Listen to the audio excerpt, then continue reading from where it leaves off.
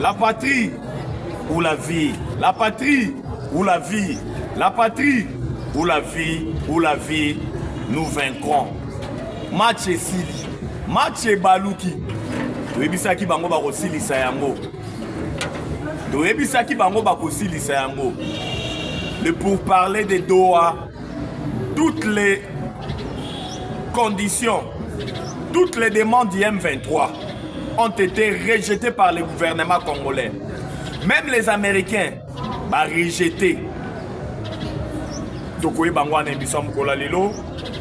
Le cardinal Ambongo a parlé.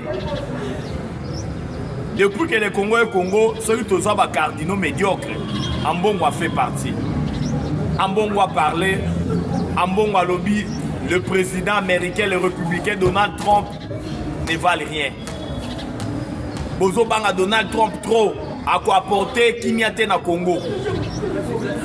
Donc analyser ma propos ya le cardinal Ambongo na émission la somme kola lelo. Qu'est-ce qui se passe dans nord na Sud Kivu? Na Sud Kivu, na Nyengezi, les Wazalendo tout feu tout flamme. Banamboko to bengi ba Wazalendo baza couvert dans l'article 63 de la Constitution où il oblige tous les Congolais les droits et les devoirs sacrés de défendre les pays en cas d'une menace ou d'une agression extérieure. Les Wazalendo tout feu tout flamme.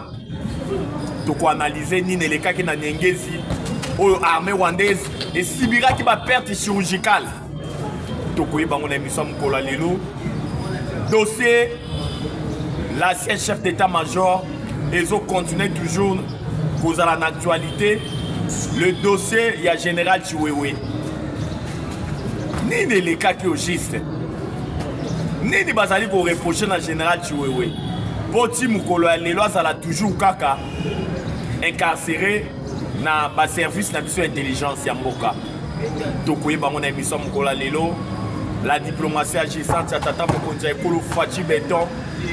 Toko mina niveau nini Toko eba mon émission pour la lelo sans plus tarder ezali bongo humble serviteur na bino na kombo ya Jonas Ngandu surnommé Charles Onana. Bonjour, bonsoir, cela dépend de l'heure à laquelle vous allez kolanda émission na biso mokola lelo oyo ekozala na ba sujet ebele otoko aborder parce que ba Congolais des pères et des mères tout le baka pona bolingo ya Congo toko kanga mon côté car le Congo c'est le pays de nos aïeux, car le Congo c'est notre dénominateur commun. Tobotama ba Congolais toko kufa ba Congolais nini ezali koleka kuna na mboka ya Qatar na ville ya Doha entre la délégation gouvernementale cette fois-ci conduite par le ministre de l'Intérieur Chabani et puis la délégation rwandaise est conduite par leur ministre de l'Intérieur avec une forte délégation na ba supplétif na bango to bengi le M23 ba Congolais des pères et des mères ya kokamo ezali lelo oyoyo tokangi dokina maseke na ye tolobaka matin midi soir que le M23 c'est une coquille vide. Le M23 ce sont des patins, ce sont des paquebots, baza ba lilinga pamba. Mais mingi ba monaka c'est comme si toko saka. Ba kongomani mingi même ba tapsa biso ba jalelo liste. Et lelo yo koyoka ba revendication la M23 na Qatar kuna na ville ya Doha. Ça prouve à suffisance le Lengue Kani. Le M23 n'existe pas. Nous nous battons par l'armée rwandaise. Le M23, vous le savez déjà, va Congolais de père et de mère, Azosenga autonomie, Azosenga a géré Nord Kivu pendant 8 ans. Bateau Bami Bengi Baza va libérateur, Baza pour libérer Bakongomani. Mais Azosenga a géré Nord Kivu pendant 8 ans. Le M23 c'est une délégation gouvernementale qui a Qatar na ville de Doha a engagé jamais la poursuite judiciaire internationale contre les officiers supérieurs rwandais. Au Babomi Bakongomani na partie orientale. Les alliés participent mais les alliés à Kokamo. Le M23 Zali Kosenga bafungola ambassade ya Rwanda na ville province à Kinshasa. le M23 soki wana te le M23 azali kosenga biso ke Rwandais ezongela mosala na yango na Congo. Rwandais ezali compagnie d'aviation rwandaise filiale ya Qatar Airways, une compagnie d'aviation rwandaise au M23 azali kosenga ezongela baaktivité awawa et répondre baaktivité oyebi lolenge kani tata mokonzi ya ekolo Faci Beton akataki abenganaki Rwandais awawa topekisaki bango meme baviole lisusu espace aérien ya mboka na biso te mais akokamwa ezali ete lelo oyo banyangala kata le M23 baterroriste bazali kosenga ete Rwandais ezonga lisusu pour œuvrer na sol congolais et puis na espace aérien congolais. Tangu toyebisaka bino ke le M23 c'est une coquille vide. Les Rwandais ont échoué lamentablement dans l'accord de paix au cinéma qui n'a pas États-Unis d'Amérique. C'est ça. Ils ont lamentablement échoué. Preuve en est que le Sénat rwandais, tangu talib accord, est passé dans le cas du Sénat rwandais. Sénat rwandais baleli balobi. Mais pourquoi vous avez signé ces accords, cet accord? Pourquoi? C'est un accord qui c'est eux qui sont bénéfique pour les Congolais. C'est un accord eux là qui la mission Nzambe atindia sala pona mboka na biso, il est là. Bombardement chirurgical ya ba Wazashu na Nyangezi na Sud Kivu. Plusieurs militaires rwandais bazongisi molimo na bango désordre na lifelo et pas ya Satana. Toyebisaki bango bakosilisa yango. Nyangezi cimetière ya armée rwandaise bakoufi en désordre, vous n'aurez même pas l'idée. Bawazalendo bazo continuer komata puissance. Armée rwandaise yaki toujours na corruption. Kotambusa mosole pas Bawazashu. Mais ils étaient surpris. Kaka ndenge babande kokota pona koya ko attaquer Nyangezi parce que ba Congolais de père et de mère objectif na bango principal bazo mona nde Uvira. Po bakomi ko envier maintenant bakobati nyonso ezalaka kuna na espace ya Grand Katanga na Kalemi. Mais na envie na bango bazali ko envier Uvira, bazali ko tala lolenge kani baleka na Banyangezi, batala lolenge kani ko sala ba incursion ba atteindre Uvira. Mais bakutana ki na vigilance ya Bawazashu, Bawazalem, bana mboko baza couvert na article 63 ya Constitution. Bombardement chirurgical. Oyo ba militaire wando bakufa kite na Nyangezi. Basalaki obiso to benga mbangweri. Bakima ki a désordre. Lokola ba tuti na rokima. Tout chakima kan désordre, vous n'aurez même pas l'idée. Soki a monnaie simbité. Batu ya milai wana kingo mulai nani mutu muke. Bakima ka vous n'aurez même pas l'idée. Bangoré zalaki a désordre. Que ça soit dans nord na sud Kivu. La situation elle est sous contrôle ya Bawazalendo. Tomoni lolenge kani. Notre gouvernement a pris toutes les dispositions. Dans le conseil des ministres et Salemaki hier vendredi, il y a qu'à renforcer, il y a qu'à déployer ba commando na ba ligne de front nyonso. A commencer par Uvira, ok na ba Walikale, ok na ba Lubero. C'est terrible, vous n'aurez même pas l'idée. Armée Nabiso, vigilance, c'est ça maintenant tous azimuts. Parce que les Congolais de père et de mère, Boebi, le Lengue Kani, les militaires Nabiso Baza, hyper motivés. Le Lengue Kani, Tata Mokonzi Ekolo Faci Beton Lobaki, nos militaires, oh Bazalé na ba ligne de front nyonso, ba prime na bango eza revu à la hausse na $500, ba salaire na bango ekomi doublé, oh epesi ça yo monté mais pas ba militaire, oh epesi bango ouf de soulagement, oh balobi tokowa pona ekolo.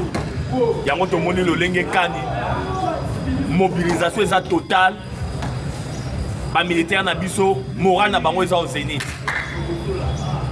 Yango bomoni le Lengue Kani, match que ça soit na nord na sud Kivu, ils sont sous contrôle. Ya ba Wazashu na ba VARDC na biso, o bazali ko observer, c'est le fait, mais o bazali ko répondre proportionnellement. Ya ba provocation, ya Banyangala 4 LM23 na armée rwandaise. Oh basi ba commis déjà aux abois. bazoyeba te esika nini baosala mbangweri po toyebisaki bango bakosilisa yango po nzambe na biso azalaka nani congolais. La diplomatie agissante à Tata Mokonzi Ekolo Fachi Beton. Quand est-ce que le gouvernement d'union nationale est au rendez-vous? C'est pour bientôt. Oui, bah, et Tata Mokonzi Ekolo Fachi Beton. A Konyata Makuluna na mboka États-Unis d'Amérique na une semaine et demie.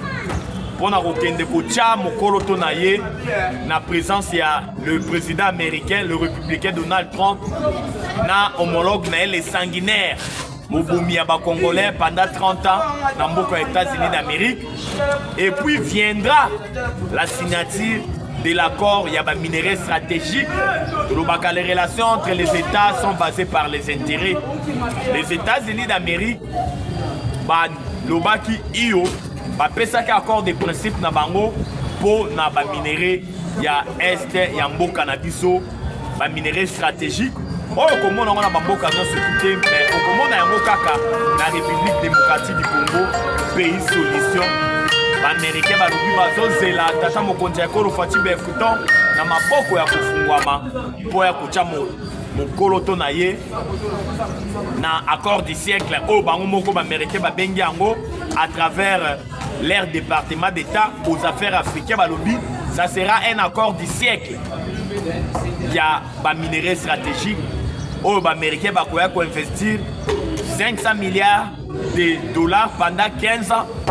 Oh, et pour tomber l'économie, il y a Nord et Sud Kivu. Oh, pour ça, il y a des Congomani. Oh, bazali na côté wana bazwa misala pour investissement wana et pour investissement moko grandiose en termes de liquidité, en termes de sous. Nous surtout wana na vision ya Tata Mokonzi Ekolo Fachi Beton et longo na Nzambe. Congolais de père et de mère, ce qui se passe dans notre pays, c'est Dieu. Vous comprenez que le plan machiavélique, le plan d'assassinat, le plan même de menace de mort, où ils allaient contre les chefs de l'État, Zambé azali toujours na poisa. Tout ça, ça prouve à suffisance que Fachi Azaya Nzambe, Azana Miso Nzamba apprécié, Akokisa Miso Nzamba apprécié, Akotika. Mokonzi mususu akoya tolobaka Congo eza dénominateur commun na biso oyo ezali kosangisa biso Congo ezali makasi ezali kitoko koleka ba divergence na biso nyonso koleka ba différent na biso nyonso ba Congolais de père et de mère tolobela Congo tolobela batu te batu bakoleka mais mboka na biso kotikala avec sa superficie de 2 345 410 km². Oh, quel centimètre ni na Rwanda, ni na Ouganda, accord de l'Émirat, où ils ont signé par les FDLR, ils ont déjà conjugué, na passé. Ceci tout ça, on a déjà oublié.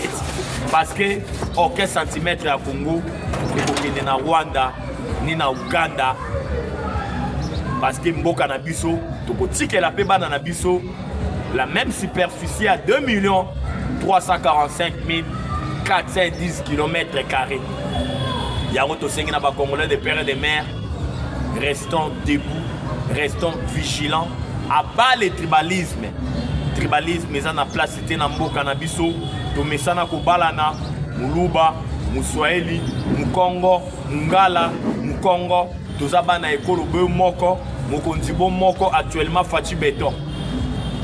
To bengana o nyonso koya pona kokabula biso, to bengana o nyonso koya pona kodiviser biso, to lobaka na bomoko nde tokolonga. Yango tosengi na ba Congolais de père et de mère, okeba na ba guerre médiatique, oko remarquer mikolo yo, guerre médiatique ezongi makasi, ben information ya lokuta pona ko étouffer vérité. Kaka ndenge to lobaka vérité eyaka toujours na escalier. Le côté yaka na ascenseur. Mais yango bozomona lolenge kani. Vérité ça toujours triomphé. Pour ba étouffa ka vérité te. Et yeba na kaka. Yango to moni lolenge kani. Ba ini ya Congo. Ba tali. Il faut to luka mena raccourci. Raccourci na bango bazali ko luka. Ezali ko luka ko tenter na intégrité physique directement ya Tata Mokonzi Ekolo. yango bozali koyoka coup d'état par-ci par-là, plus de 100 coups d'état ratés. Bakokabal koto ezali kosalema, mosolo ezali kotambola, bakomi ti koluka na ba oyo tobengi banani kamikaze. Bolandaki na mikolo yo tayi koleka lolenge kani, un kamikaze d'origine français naturalisé centrafricain oyo bapesaki émission ya koassassiner tata mokonzi ya ekolo. Bolandaki lolenge kani, notre ministre de la justice alobaki yango. Bolandaki pe lolenge kani, bolandaki pe lolenge kani, ministre na biso ya justice alobelaki yango. Tomonaki pe lolenge kani, ministre na biso ya transport actuellement na kombo à Jean-Pierre Bemba alobelaki pe yango lisusu. Ezali kolakisa biso lolenge kani bakomi koluka mena raccourci parce que la diplomatie agissante ya tata mokonzi ya ekolo Fachi Beton va échouer lamentablement. Bazoye balisusu te à quel sens c'est voué. Yango il faut toluka raccourci ya élimination physique directe ya tata mokonzi ya ekolo Fachi Beton oyo basi ba comprendre que ils ont échoué lamentablement. Yango tozali kosenga na ba Congolais de père et de mère na ba prière na bino. J'ai dit bien na ba prière na bino. Tango bosambela rapport na ba famille na bino na butu. Tango bokosakaka quelques minutes po na kosenga na Nzambe eloko bozalaka nango posa utika pe tata mokonzi ekolo Fachi Beton na maboko ya Nzambe. Bosenga na Nzambe abatela ye, bosenga na Nzambe a épargner na mabe nyonso baini ya Congo bazali ko préparer contre ye. Bosenga na Nzambe apesa ye longue vie parce que Fachi azali solution pour na mboka na biso. Tomoni lolenge kani depuis que le chef de l'État Fachi Beton azali ko diriger mboka na biso. Tomoni lolenge kani notre pays le Congo a repris sa place dans les concerts des nations. Preuve en est que partout où on est en train de parler du Congo, les Congolais sont là. Auparavant, ce n'était pas comme ça. Dans les régimes précédents, ce n'était pas comme ça. Surtout dans les régimes, il y a Hippolyte Kanambe alias Joseph Kabila. Notre pays était vraiment dans les oubliettes. Notre pays n'existait plus parce que notre pays était enterré car on avait placé une personne qui avait une nationalité douteuse pour enterrer notre pays. Mais tout le monde lolenge kani utakoya tata mokonzi ekolo Fachi Beton, le chef de l'État, l'actuel chef de l'État est en train de déterrer notre pays le Congo là où il était enterré. Yango tout le monde lolenge kani baini ya Congo basangani bango nyonso balobi jamais il faut tomeka mena lokola na bitumba tolongi te diplomatie agissante na ye longo na Nzambe na ye et frapper biso tomeka mena koluka lolenge kani ya tenter directement l'intégrité physique na ye toluka ndenge nini ya ko déstabiliser par tous les moyens. Yango bomoni lolenge kani ba kabale nyonso na mai ye wo yankuko ezo continuer toujours kobima na poasa ye wo retourna ngai nini na wesa bino ezaka Nzambe tolobaka Kongo soki Nzambe te toyebi te lolenge kani mboka na biso elingaki ezala. Mboka na biso Congo ezali Nzambe yango Nzambe asalongwisi biso. Après cette guerre ba Congolais de père et de mère bokanisa toujours prophétie ou même quoi prophétisera pour na Congo dans les années 1991. Boyokara Roumain wana kolobaete, c'est un prophète, c'est un pasteur roumain a prophétisera pour na Congo, je dis bien dans les années 1991 kolobaete. Mokonjo azali actuellement boyibi dans les années 91 mutazalaki na pouvoir ezalaki Kondo Maréchal Mobutu Sese Seko Kukuwendu wazabanga. Roumain wana loba na prophétie na ye mokonjo azali na moment oyo bakolongola na bitumba akoumela ta kokufa. Tomona lolenge kani et Maréchal Mobutu Sese Seko Kukuwendu wazabanga alongwaka na pouvoir mais tomona lolenge kani aumela kate akufaka na mboka ya Maroc kuna na Rabat na cimetière ya ba chrétien. Roumain a continué à prophétiser lobi oya kolongola mokonzi oyo azali dans les années 91 na manduki yepe akoumela te bakoboma ye. Et puis viendra un autre président ya koumela na pouvoir mais voix ya Congo ekoyokana te. Congo eko bunga na concert des nations wana ezalaki bongo Hippolyte Kabila wana ezalaki bongo Hippolyte Kanambe alias Joseph Kabila tomonaki na reine na ye lolenge kani notre pays était enterré et puis ntango ye Hippolyte Kanambe akokende mokonzi mosusu akoya na kombo ya Félix Antoine Tshisekedi Tshilombo Congo ekotombwama bakomema ye na bitumba me akolonga bitumba wana kosilisa guerre et puis développement ekoya na Congo maintenant bitumba yango esili c'est le moment il y a développement et loba na yango le pasteur paix à son âme Dakumuda Newman oyo a prophétisé en 2023 koloba ete na 2025 et certain le 27 juin la paix sera au rendez-vous bitumba ekosila na est ya mboka na biso ya koloba ezalaki ebele oyebi ete bachaine na biso ezali kambo ya ngonga mpona mokolo lelo tosuki awa tokoya lisusu lobi kolakisa bino lolenge kani mboka elalaki mboka elamukaki mpo tolobaka mpona bolingo ya Kongo tokokanga monoko te numéro na biso ezali plus 243 89 77 525 44 plus 243 89 77 525 44. La patrie ou la vie, la patrie ou la vie, la patrie ou la vie, ou la vie, nous vaincrons. J'ai dit et je vous remercie. Ciao, à la prochaine.